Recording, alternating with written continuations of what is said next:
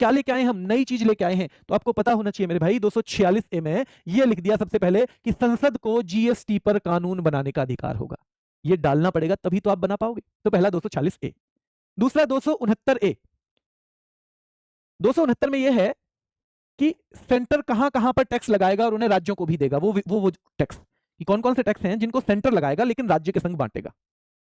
तो उसी में ए जोड़ के, ए का मतलब होता है कुछ अलग जोड़ देना बिल्कुल नए सिरे से। तो जीएसटी की उगाही और विभाजन केंद्र करेगा, ये भी डाल दिया 269 में।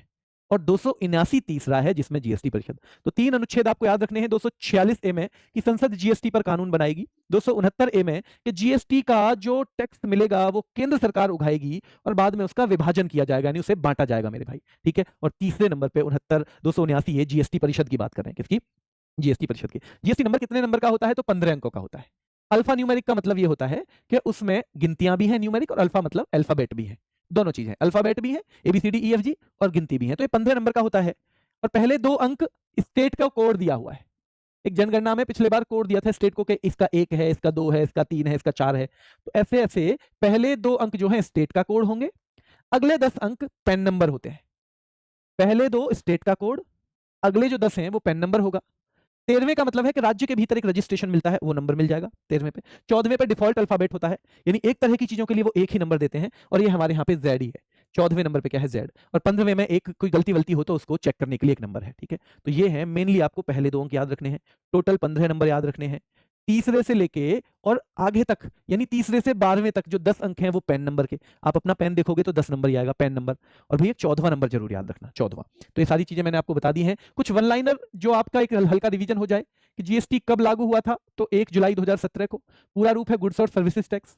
प्रकार है मेरे भाई सीजीएसटी, एसजीएसटी, आईजीएसटी और यूटीजीएसटी। मुझे बताओगे इसमें से वो कौन सा जीएसटी है जो तब लगाया जाता है जब एक राज्य में वस्तुओं का उत्पादन हो और दूसरे राज्य में उनका बिक्री या निपटारा हो, यानी जिसमें एक से ज्यादा राज्य इन्वॉल्व हो, उनमें कौन सा जीएसटी लगाया जाएगा? जल्दी से कमेंट करके बताओ। उद्देश्य है कर प्रणाली को सरल और पारदर्शी बनाना। GST council 279A, 279A। बहुत बढ़िया बेटा। जो बच्चा कह रहा है आईजीएसटी, वो बिल्कुल ठीक है। आईजीएसटी यानी integrated goods and services tax ऐसा है जो एक राज्य से ज्यादा जब राज्य इन्वॉल्व होते हैं किसी प्रोडक्ट में तब वो लगाया जाता है, फिर उसका टैक्स दोनों में बढ़ता है। क्योंकि एक लड़ाई का कारण ये बन जाता कि सारी मेहनत कहीं पे हो रही है, कार बन गई, पूरी उत्पादन हो रही है कहां पे? अहमदाबाद में, मान लो गुजरात में, वो बिक गई यूपी में, तो यूपी सारा टैक्स ले जाएगा, वो तो भाई भेजना ही बंद कर देंगे वहां से। इसलिए फिर इसका हल ये निकाला गया, क्योंकि जीएसटी लगता कहां पे? लास्ट वाले टर्नओवर 50 लाख 40 लाख से अधिक हो ऐसे बिजनेस। ठीक है, ऐसे बिजनेस। और फिर इसमें मैंने आपको बता दिया 20 लाख की कैटेगरी है अगर सर्विस हो, और स्पेशल जो ये जो राज्य हैं तो हैं,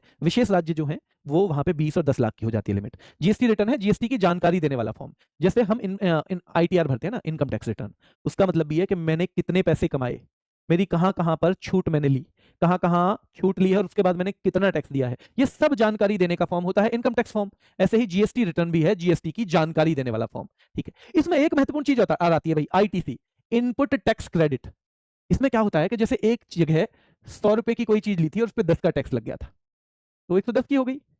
अब 110 की पे याद रखना है, फिर ये जुड़ जुड़ा के 200-300 रुपए की वस्तु हो गई, तो 300 पे जो टैक्स बैठेगा उसमें से 10 रुपए माइनस किए जाएंगे, यानी जो टैक्स इसमें पहले दिया जा चुका है उसको जब हम उसकी छूट ले लेते हैं, जब हम उसकी छूट ले लेते हैं, उसको दोबारा पे नहीं करते, कह देते हैं ये तो 10 रुपए पहले ही दिए हुए थे वहां पे गुजरात में जब हमने कच्चा माल खरीदा था, तो उसको हम इनपुट टैक्स क्रेडिट बोलते हैं। और ये आपको धीरे से धीरे समझ में आ जाएगा जब आप 1-2 एग्जाम्पल देखेंगे। ठीक है, चलिए। जीएसटी परिषद के कार्य ये मैंने अलग से बता दिए, खूब अच्छे, यहाँ वन लाइनर में रिवीजन हो जाएगा।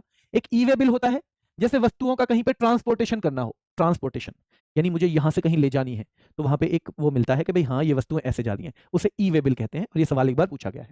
ठीक है। जीएसटीआईएन जीएसटी की पहचान संख्या है, अलग अलग नंबर मिलता है अलग अलग व्यक्ति को, यानी संस्थाओं को या व्यक्तियों को, तो जीएसटी की पहचान संख्या है जीएसटीआईएन। ठीक है।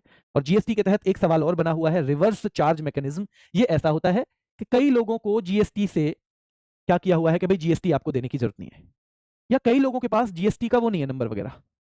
अब आप एक बिजनेस वाले हो, अगर आप ऐसे किसी भी व्यक्ति से कुछ खरीदोगे तो वो तो टैक्स दे ही नहीं रहा, तो उसकी जगह आपको देना पड़ेगा। यानी जब बेचने वाले की जगह खरीदने वाले को या सेवाएं पाने वाले को टैक्स देना पड़े, जैसे वकालत में अगर वकील की सेवाएं ले रहे हैं तो उनको तो एग्जेम्प्ट कर दिया, पर आपको टैक्स तो देना है, तो कौन देगा? जिसने वकील किया है वो टैक्स देगा। तो उसे बोलते हैं भाई हम क्या? Reverse charge mechanism. क्या बोलते हैं? Reverse charge mechanism. तो इसी में यही कुछ चीजें हैं। अब इसका देख लेते हैं मेरे भाई हम, क्या इसके देख लेते हैं कुछ सवाल। बताओ।